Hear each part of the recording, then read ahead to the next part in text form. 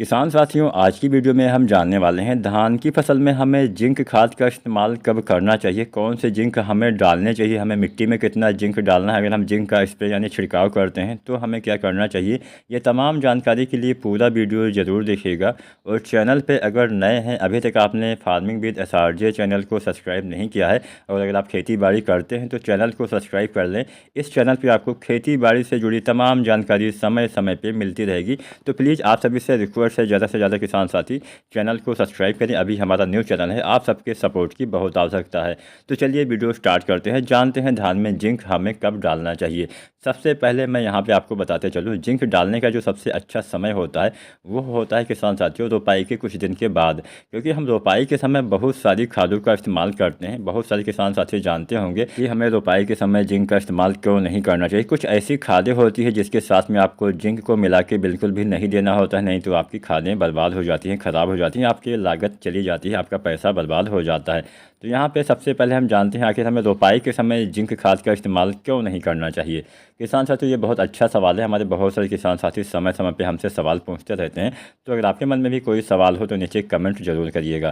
किसान साथियों, धान के रोपाई के समय हम ज़्यादातर किसान साथी क्या करते हैं, या तो आप NPK डालते होंगे या तो आप DAP डालते होंगे। तो NPK DAP में फास्फोरस वाली खादें होती है, मतलब हम रोपाई के समय फास्फोरस वाली कोई ना कोई खाद तो डालते ही डालते हैं। कई बार हमें जो है DAP नहीं मिलता है रोपाई के समय, तो हम NPK 12, 32, 16, 10, 26, 26 बहुत तरह के NPK आते हैं, हम कुछ भी डाल देते हैं जिसमें फास्फोरस होता है।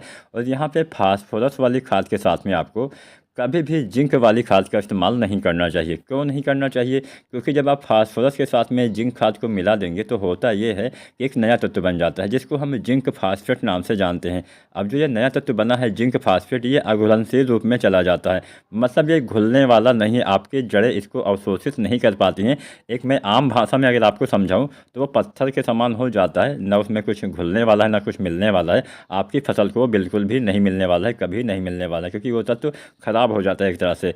तो इसलिए आपको कभी भी जो DAP है या फिर कोई भी ऐसी खाद है जिसमें फास्फोरस की मात्रा पाई जाती है उसके साथ में आपको कभी भी ना तो 33% वाले जिंक का इस्तेमाल करना है, ना ही आपको 21% वाले जिंक का इस्तेमाल करना है। अगर आप करते हैं तो आपकी दोनों खादें यानी फास्फोरस भी ख़राब हो जाता है और आपका जिंक भी ख़राब हो जाता है। कई बार आपने देखा होगा कि बहुत सारे हमारे किसान साथी जो जानकारी के अभाव में एक साथ खादों का इस्तेमाल कर देते हैं, बाद में बोलते हैं हमने खाद भी डाला लेकिन हमारी फसल को खाद लगी नहीं, क्योंकि आपने दोनों चीज़ें एक साथ में मिला दी तो कहाँ से लगने वाली है। बहुत सारी ऐसी खादें होती हैं जो हमें एक साथ नहीं मिलानी होती है। अगर आप जानना चाहते हैं कि कौन कौन सी खादों का इस्तेमाल किसके साथ करना चाहिए, किसके साथ नहीं करना चाहिए, तो नीचे कमेंट करिए। मैं आपको कमेंट के माध्यम से ये जानकारी देने की पूरी कोशिश जरूर करूँगा कि आपको कौन सी खादों के साथ किसका इस्तेमाल करना है, किसका नहीं करना है। जो भी आपको पूछना हो आप नीचे पूछ सकते हैं। किसान साथियों, अब हम जान लेते हैं अगर हम रोपाई के समय जिंक का इस्तेमाल नहीं कर सकते हैं तो हमें बाद में कब करना चाहिए। किसान साथियों, रोपाई के ऐसा नहीं कि रोपाई के समय आपने फास्फोरस वाली खादें डाल दी और 10 दिन के बाद आपने डाल दिया जिंक, ऐसा भी नहीं है। कम से कम 20 से 25 दिन का आपको गैप रखना होता है इन दोनों खादों के बीच में। तो अगर आपने आज यानी रोपाई के पहले दिन ही आपने DAP का इस्तेमाल कर दिया है तो रोपाई के 20 दिन तक तो कम से कम आपको जिंक का इस्तेमाल मिट्टी में बिल्कुल भी नहीं करना है। हाँ, आप जिंक का स्प्रे कर सकते हैं, लेकिन यहाँ पर अगर हम बात करें मिट्टी में तो आपको 20 दिन तक नहीं डालना होता है।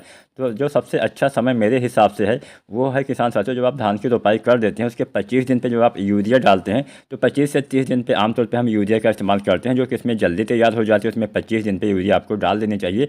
और जो कि इसमें थोड़ा देर में तैयार होती है उसमें आपको 25 से 30 दिन तक यूरिया डाल देनी चाहिए। तो यहाँ पर यूरिया जब आप डालते हैं, टॉप ड्रेसिंग करते हैं, तो उसी समय आपको जिंक का इस्तेमाल करना चाहिए। जो 33% वाले जिंक आती है इसकी लगभग 5 kg मात्रा, और जो 21% वाले जिंक आती है इसकी 7 से 8 kg मात्रा प्रति एकड़ के दर तक आपको जिंक का इस्तेमाल मिट्टी में करना होता है। और यूरिया के साथ बड़ी आसानी से आप प्रयोग कर सकते हैं। तो 25 से 30 दिन पे आपको 30 से 40 kg यूरिया, 30 kg यूरिया कम दिन वाली किस्मों में और 40 kg यूरिया ज़्यादा देर वाली जो किस्में होती हैं जो ज़्यादा दिन में तैयार होती है उसमें आपको डालना होता है। और साथ में जिंक आप डाल सकते हैं। अब इस अवस्था में आप चाहें तो सल्फर भी मिला के डाल सकते हैं, थोड़ा बेहतर लाभ मिलता है।